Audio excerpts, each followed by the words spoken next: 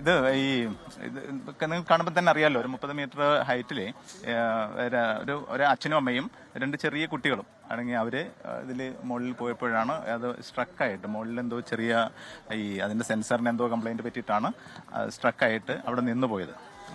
പിന്നീട് നമ്മളറിഞ്ഞപ്പോൾ നമ്മളെത്തി. നമ്മുടെ കൂടെ ഉണ്ടായിരുന്ന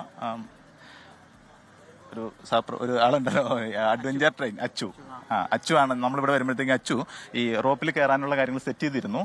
ഫയർഫോഴ്സിന് ചെയ്യാൻ അത് തന്നെ ഉള്ളൂ. അപ്പം അതുകൊണ്ട് തന്നെ ആദ്യം അച്ചുവിൻ്റെ പ്രവൃത്തിയെ നമ്മൾ ഇതാക്കിക്കൊണ്ട് അച്ചുവിനെ തന്നെ മുകളിലേക്ക് വിടുകയും തുടർന്ന് നമ്മൾ പുറകെ കയറിയിട്ട് കുട്ടികളെ നമ്മൾ എടുത്തുകൊണ്ട് വന്നു.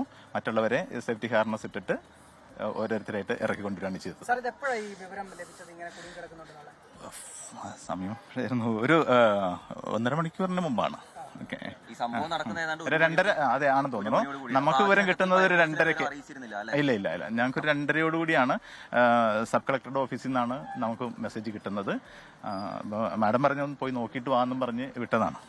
ആദ്യം വിവരം അറിയുകയാണെങ്കിൽ കുറച്ചുകൂടി നേരത്തെ നമുക്കിത് ചെയ്യാമായിരുന്നു. പിന്നെ ഇത് ഈ പറഞ്ഞ മുകളില് അവര് എന്താ സുരക്ഷിതമായിട്ട് തന്നെയാണ് ഇരിക്കുന്നത്. ഒരു അപകടാവസ്ഥയെന്ന് കണക്കാക്കാൻ കഴിയില്ല. അതിനെ കാണുമ്പോൾ തന്നെ പേടിയാവും. ഇതിന്റെ മുകളിലേക്ക് എങ്ങനെയാണ് ഈ റോപ്പ് ഉപയോഗിച്ച് കയറിയത്? അത് നമ്മുടെ ട്രെയിനിങ്ങിന്റെ ഭാഗമല്ലേ, നമ്മുടെ പണിയല്ലേ. അതെ ശരിയാണ്, അതുണ്ടാവും. സാധാരണക്കാർക്ക് നമുക്ക് അതിന് പരിശീലനം കിട്ടിയിട്ടുണ്ട്. കുട്ടികള് പാനിക്കായിരുന്നു, പക്ഷെ മുതിർന്ന ആളുകൾക്ക് കുഴപ്പമൊന്നും ഉണ്ടായിരുന്നില്ല. അതിനു മുമ്പ് തന്നെ ഇവരുടെ സ്റ്റാഫ് ഉണ്ടല്ലോ, ഈ കൂടെ പോയിട്ടുള്ള ഇവരുടെ സ്റ്റാഫ് ഒരു ലേഡി ഉണ്ട്. ഇവരെ പറഞ്ഞ് ഇങ്ങനെ പാനിക്കാകാതെ നിർത്തിയിരുന്നു എന്നുള്ളതാണ്. അത് സാറിന്റെ നെഞ്ചോട് ചേർത്ത് ആ കുഞ്ഞിക്കുട്ടി ഇറങ്ങി വരുമ്പോൾ ഇങ്ങനെ ചിരിച്ചുകൊണ്ട് എല്ലാവരും കൈ ഞാൻ കുട്ടിയെ ഇതാകാതിരിക്കാൻ വേണ്ടി കുട്ടിയോട് സംസാരിച്ച് കുട്ടീനെ ഇങ്ങനെ കാഴ്ചകൾ പറഞ്ഞു കൊടുക്കുമായിരുന്നു. അല്ലെങ്കിൽ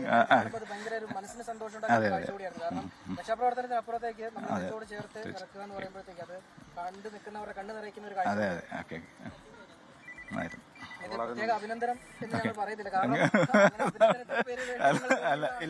അല്ല എന്താണെങ്കിലും വിവരം അറിഞ്ഞ ശേഷം അടിമാലി എന്നുള്ള ഫയർഫോഴ്സ് ഞങ്ങൾ മൂന്നാറിനാണ് അടിമാലി എന്നുള്ള ഫയർഫോഴ്സ് അല്ലേ? അതെ.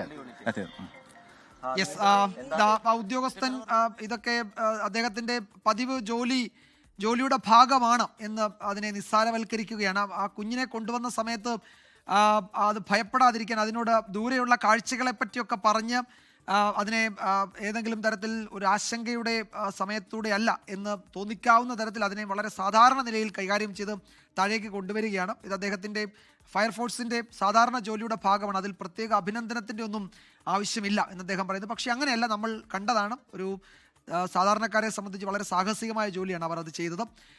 വിഷ്ണു മോഹൻ എന്ന അവിടുത്തെ ഒരു നാട്ടുകാരനാണ് ആദ്യം അവിടെ എത്തിയത്. വിഷ്ണുവാണ് നമുക്ക് ഈ വിവരങ്ങൾ നൽകുകയും ആദ്യം അവിടെ നിന്നുള്ള ദൃശ്യങ്ങൾ എത്തിക്കുകയും ചെയ്ത്. വിഷ്ണു ആ ആൾക്കൂട്ടത്തിന് എവിടെയോ ഉണ്ടായിരുന്നു. ലോകത്തെവിടെയായാലും ഏത് സമയത്തും 24 വാർത്തകളും ഓഗ്മെന്റഡ് റിയാലിറ്റി പാക്കേജുകളും എക്സ്പ്ലെയിനറുകളും വിശദമായി കാണാൻ ഞങ്ങളുടെ യൂട്യൂബ് ചാനൽ നിങ്ങൾക്ക് സബ്സ്ക്രൈബ് ചെയ്യാം.